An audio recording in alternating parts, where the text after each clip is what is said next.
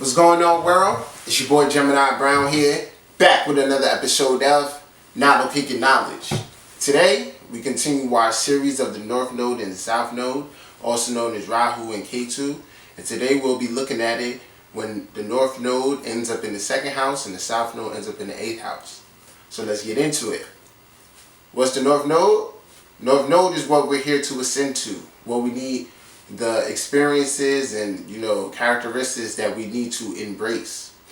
The South Node shows lessons we've learned in the past, characteristics and experiences that we've already mastered. So the North Node is more so like the destiny, right? What we need to work towards, and the South Node shows what we know already and what we're pretty comfortable with. Second house is the house of wealth. I like to consider it the house of your values. It gives an insight into your family life, as well as your ability to generate wealth. 8th house of shared resources, the house of the occult, sexual instinct, secrets, all of that good stuff. Okay, so when you have North Node in the second house, this is an incarnation where you are to establish your independence. Now, what kind of independence? That'll be seen within the sign. It also shows that you need to establish a very good value system regarding, the things of that sign. So, if it's Aries, you need to develop your value system towards yourself and the building of yourself and your ability to generate wealth independently, right? If it's, Taurus, that's about possessions, materials, all of that. And that's the overall theme here. Like, independence of just being able to do for yourself, okay? It all leads back to, Taurus, so the ability to provide, wealth and luxury for yourself, but then we want to tailor it to the sign.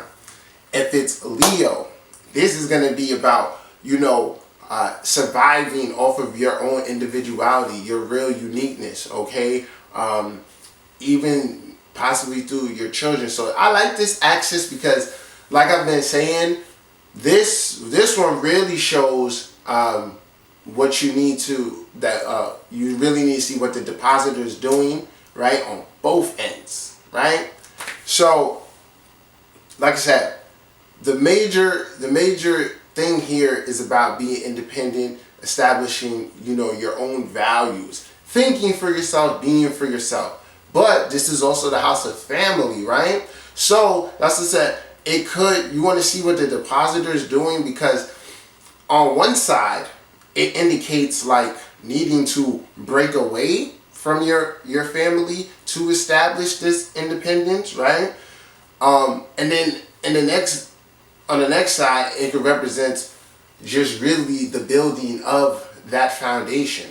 Okay, so let's say if this is in Libra, and then you got like a Venus in Cancer, or maybe a Venus in Sagittarius, you're gonna be very much so connected to the home life, to your family, and keeping up that a lot. That'll be a lot of your wealth in life.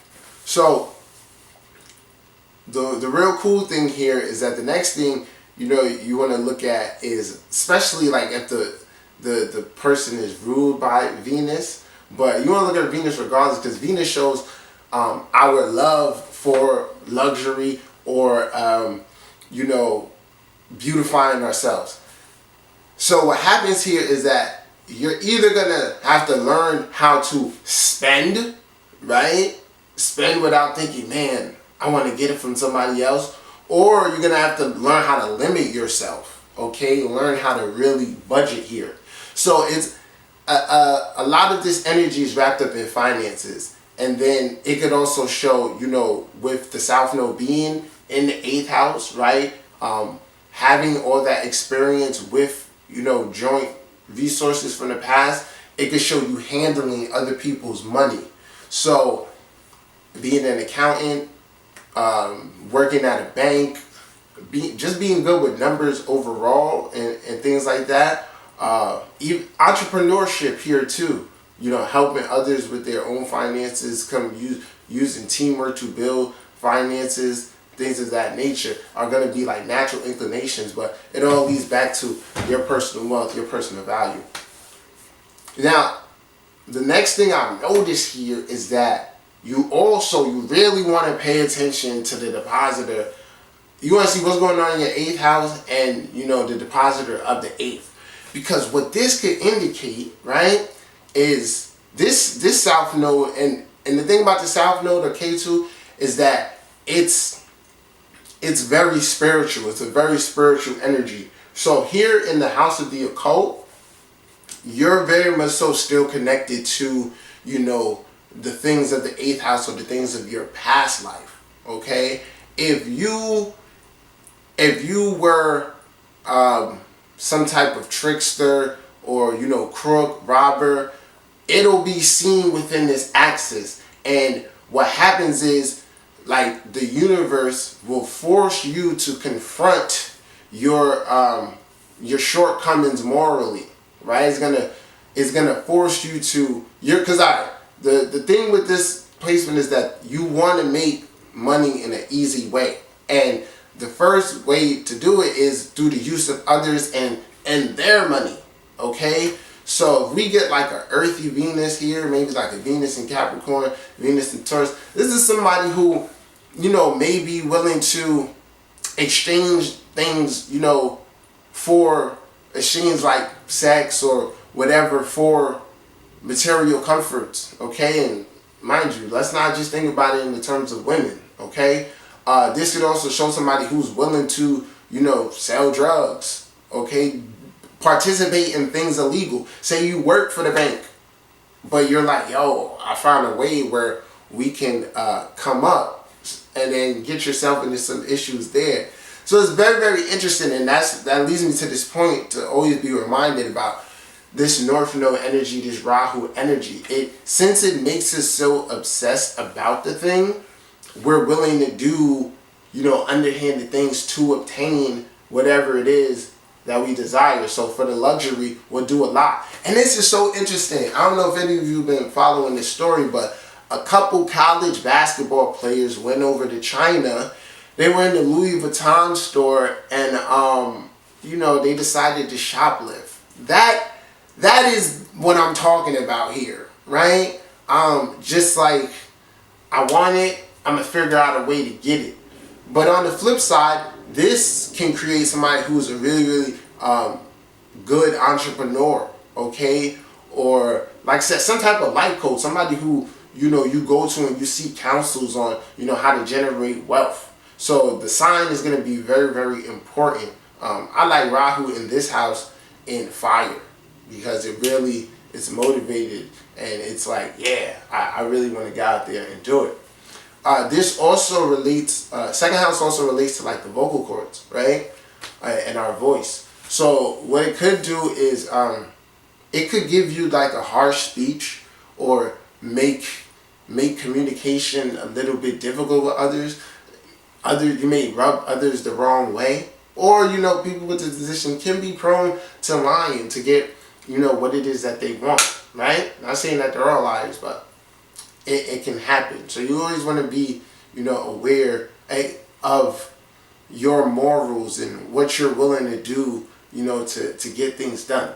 But overall, it's really about breaking away from, you know, the reliance, financial reliance, and that's why I say you want to look at the sign, maybe emotional reliance on others, but more so like, I can do this, I can come out here, I can stand on my own. So North Node in the second house is really about building and establishing, you know, a value system, or, you know, a way to generate wealth. So it's best to really be practical, a little bit of practical, but a little extravagant too in, you know, your need to spend and things like that. Because at the end of the day, you do want to provide yourself with the comfort. So say, you know, the ruler of this house is in the 4th. This is going to be somebody who really is really obsessed about, you know, their home, being surrounded by comfort, but making sure their loved ones are good,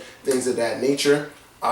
Ruler in the second is in the fifth. That's going to show an easy outlet to make money creatively, right?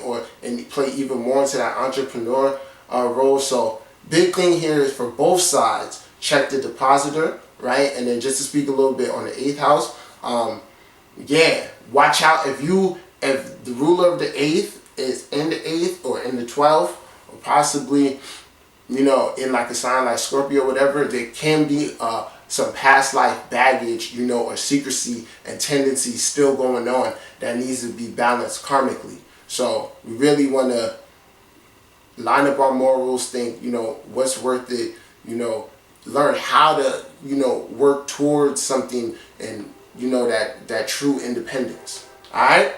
So guys, this is my interpretation. Rahu, the North Node, Ketu in the South Node, in the 2nd and the 8th. I hope you guys enjoyed. If you need any guidance, feel free to reach out. Until next time, peace.